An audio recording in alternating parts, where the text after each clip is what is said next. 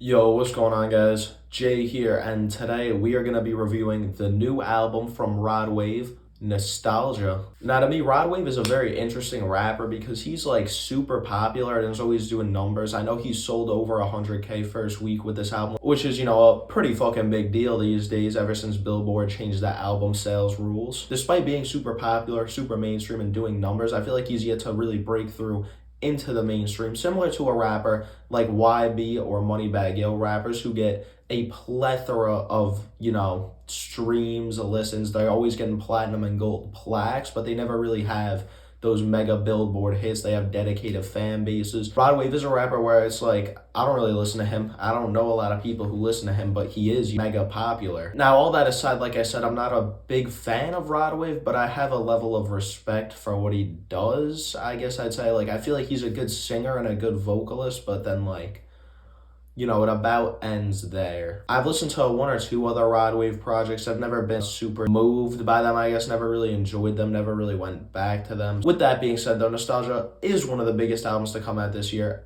is a culturally significant album to be released in 2023, despite the fact that, as we're about to talk about, it is not fucking good. Kicking it off with the self-titled intro. This is the best song on the album. I feel like that's how it goes for a lot of like pretty mainstream but also generic trap records where the album starts and you get a nice intro and it's just downhill consistently, which that is the structure that Nostalgia follows. But the track itself, we get this progressive and more vibrant instrumental where Rod Wave is rapping with some conviction, giving you bars about all the different struggles he faced growing up and finally making it, to the top of the mountain. And like I said, this is the best track on the album. It's a solid opener, but that does mean it is about to be all downhill from here. The next track, Long Journey, has some nice uplifting strings, and the instrumental itself is overall pretty calm. Once again, we're getting some impressive singing and vocalizations from Rod Wave. The way he extends his voice is really impressive. He hits some great high notes throughout this record, with some of them being on this track. And like the title references, Rod Wave is rapping and singing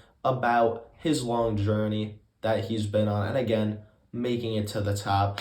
Similar content matter to the intro track, and honestly, a lot of Rod Wave's music in general. I feel like he has three types of content matter he really gets into that are pretty fucking basic for his lane. But you, of course, have the heartbreak tracks like Hard on Ice that blew him up. That I would say is his main thing. And then you get tracks like these first two, which are about the struggle, the come up, and then getting to the top. Rod Wave's come up story type of tracks. And finally, we get these more like, where Rod Wave's talking about being on his own, being in his own lane, and not necessarily a fuck everyone type of vibe. He's not on here saying he hates everyone else in the rap game and all that. Even saying that there are rappers he wants to work with at certain points on the album. More so, he doesn't need a woman, More so, he's just out here on his own, thriving, doing his thing. Call Your Friends is a track that is not that great, but it does, we do get some good content in this song where Rod Wave is just putting some good messaging out there, rapping and singing alike about how life is too short to hold grudges. He's singing about how there's people in his life he wish he could call more and how he wants those people to call him because he'll answer. Just a positive track about maintaining healthy connections in your life. And despite the decent lyricism and decent subject matter Rod Wave is bringing here, we get the super fucking generic Lil Durk type beat that plagued this album and the rest of them. I mean, you guys know what I'm talking about if you've heard a Lil Durk song. Some fast drums, hi-hats, some bass, and then normally it'll be a piano-led instrumental where there's some nice keys there. Just kind of that moody trap bag. That's, the Durkio type beat I'm talking about. And a lot of the instrumentals on here, they have a little vocal sample that gives it that moodiness, and also a little hopeful feel a lot of these instrumentals have. But in terms of the trap drums and the tempos of the song, it is all the same on all these instrumentals. Come See Me and Crazy are also tracks where we are getting some pretty great singing performances from Rod Wave, but again, these generic instrumentals and formulaic song structures really hold these songs back from developing into anything special. As like 15 of these 18 tracks really do blend together. They're songs that I can't differentiate which one is which because they are, again, also cookie cutter, also rinse and repeat. And honestly, a lot of these tracks and a lot of Rod Wave in general, I feel like if you hear a couple songs from Rod Wave, you know exactly what you're getting into, exactly what he has to offer. On this album, there's no diversity, no versatility sonically, and I could say the same for Rod Wave. As a rapper, he is very much a one-trick pony. He is good at the niche he hits, but again, like I've been saying, it's a lot of productions here that prevent his talent from really shining through and being as good as it could be. You also got a track on here like Fight the Feeling, which to be honest just fucking sucks. It's literally just 3 minutes of Rod Wave singing. Now you in the middle of a club, trying not to cry to a love song. Turks and Caicos is the one song that actually has a rapper featured on it, which is kind of surprising. It's of course 21 Savage, expected, and like most 21 Savage features in 2023, if you've heard one of them, if you heard the Peaches and Eggplants verse, if you heard the Topia Twins verse,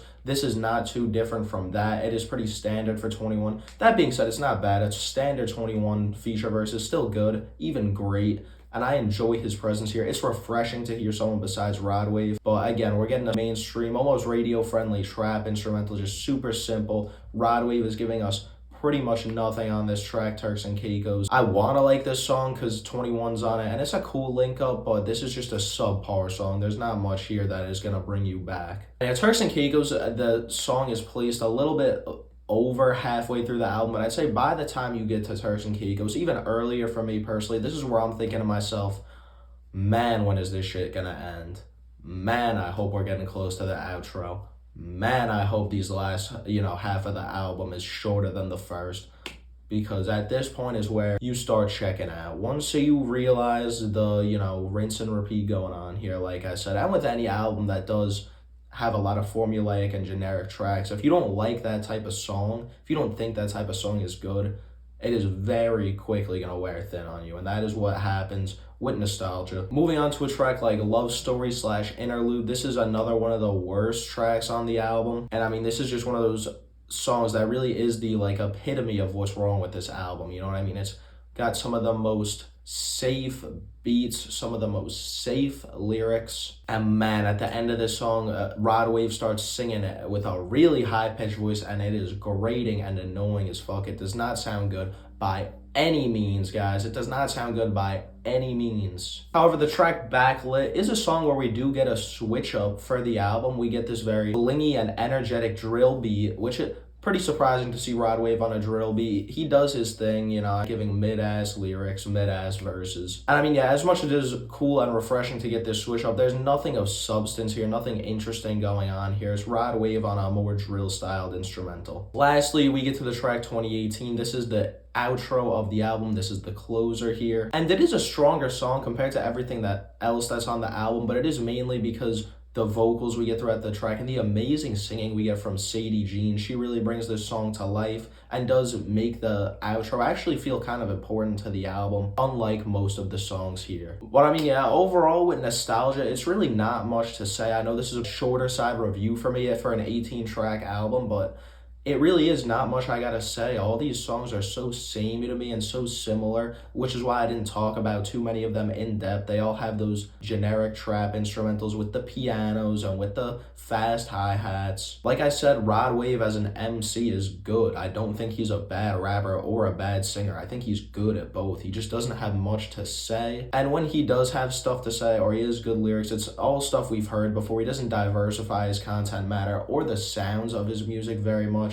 So, I mean, yeah, Rod Wave, just as a whole, as an artist, he is stale to me at this point. This is, my third project I've heard from him. I think I don't need to hear anymore because all three of them sound like this more or less. I mean, no disrespect to Rod Wave, of course. No disrespect to anyone who's a fan of Rod Wave. If you like this and you enjoy it, good for you, because there's a lot of music that Rod Wave has out for you to enjoy. But as someone who just finds this music to be boring and very much forgettable as well, there's not much here for me to revisit, not much I'm going to revisit, not much I want to ever really hear again. But with that being said, Nostalgia, Rod Wave, I'm feeling a 3.5 out of 10 on the album. If you tapped in with this record, be sure to let me know your thoughts in the comments. If you like it, are you still bumping it? If not, what don't you like about it? Let me know. Like, subscribe, comment, share, put some notifications on, all that good stuff, guys. I appreciate you watching,